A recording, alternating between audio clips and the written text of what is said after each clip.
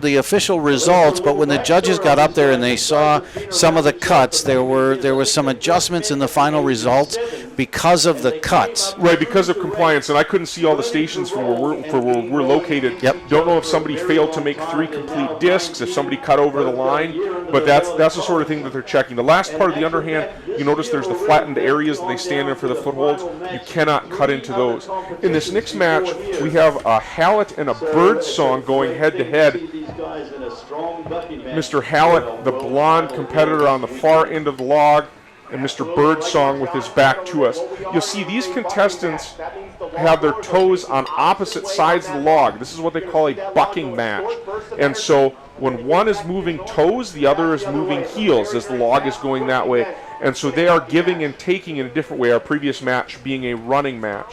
So they're watching each other's feet, both stand close to the center of the log, and you'll see a transition pretty abrupt and choppy, using those spikes to go heel, toe, toe, heel, and pass it so that you've always got a spike in that log. If you don't, that's when the contestant can take control of that log, fire the log off over you, and either drive your heel, make you make a low foot placement, or get you in the water. So you can see there the time expired. They went to 5 minutes. You see the red paint on the end of the log. That's the first log that they used, the largest diameter. Exactly. So the dock tenders will bring over then the next log down. The 2 athletes will have time to get up on the deck. They get up to a minute on the deck, I believe. They can get water if they want. These two look like they're ready to go. So they're just getting right back out there. So the deck tenders will help them get out and balanced. Exactly. And then when they're ready, they'll start turning the log and stuff. So now it is officially a match. And if one of them falls, that will count as a fall. So Garrick goes down on the far end of the log. That's one fall for 2 tanners credit, and they're going to bring the log back and then do it again. And that's exactly right. They can take as much time as they want, but if both contestants agree we're going to send it, then they're going to send it. And it's best of 5. Correct. The other thing that I found fascinating is number 52, and you see they're going to take a little bit more time now. Because he lost that match, gets to choose which side of the log he wants to be on for the next roll. If you believe the other side is advantageous to his rolling style, you see Garrick Tanner made an aggressive move there. He drives that 4-foot down on his side, forcing Garrick onto his heel on the backside.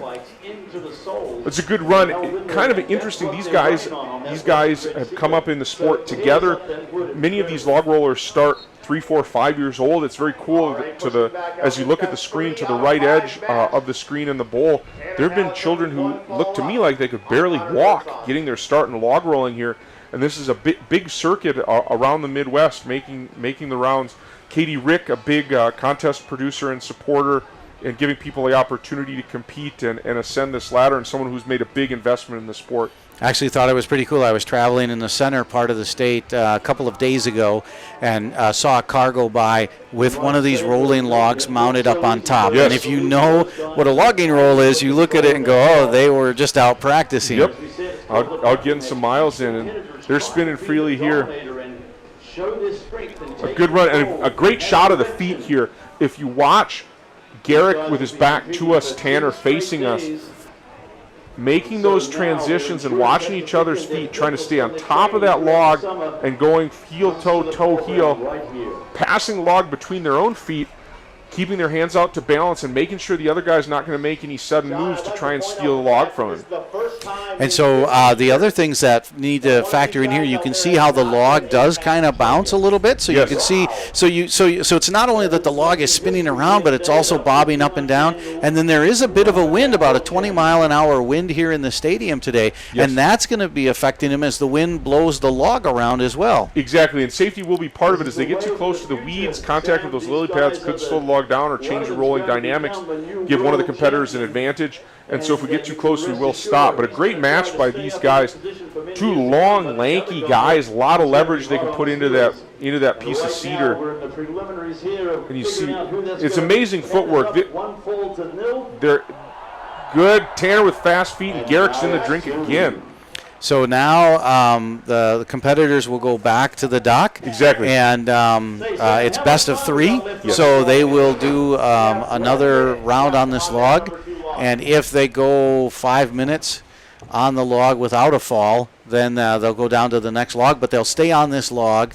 And here you can kind of see, as you were talking about, how you can see the gentleman on the right loses control a little bit, and you can see he's losing balance up on top and the bottom as the other gentleman grabbed control of the log. Exactly, and so Garrick, you could kind of see his far foot. He went to plant, and he couldn't get good traction. The log wasn't there to support him, and so rather than giving something for him to push against, his foot had no resistance. He couldn't get his bearing. He had to reposition his left foot, and he was done for there. And fast response. It's always shocking to me watching. The competitors are on a log, and it doesn't look like they're moving there, but they're taking thousands or tens of thousands, tiny, focused, purposeful steps in a little area to try and keep in charge of that log, keep in control of that log. So they're out here. Tanner Halett up 2 falls to 0 by my count. So Tanner is on the right-hand side, the taller blonde gentleman. So if he can, if he can win one more, then he will be declared the winner. And so this can go on for quite a while, you know, in order to get 3 falls or as many as 5 falls, depending on how the competition goes, and then switching between logs.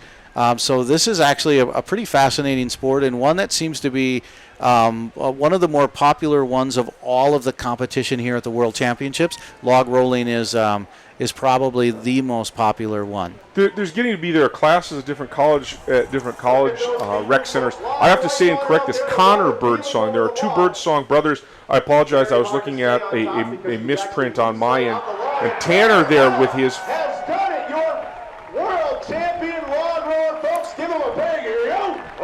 An embrace there. So you could see the minute 52 fell into the water, 36 realized that they were the world champion. Yes. And that big grin on his face, you know, said it all, because he's been working for 3 days in competitions, you know, elimination rounds and stuff to get to this point. And so watch not only the competitor fall in the water, but watch the face of the world champion here when he sees right there the balance goes, he holds on, maintains, gets the fast feet and back. right there, yes, he knows that he just, well, we were talking about that earlier too, by the way, and the fact that, you know, you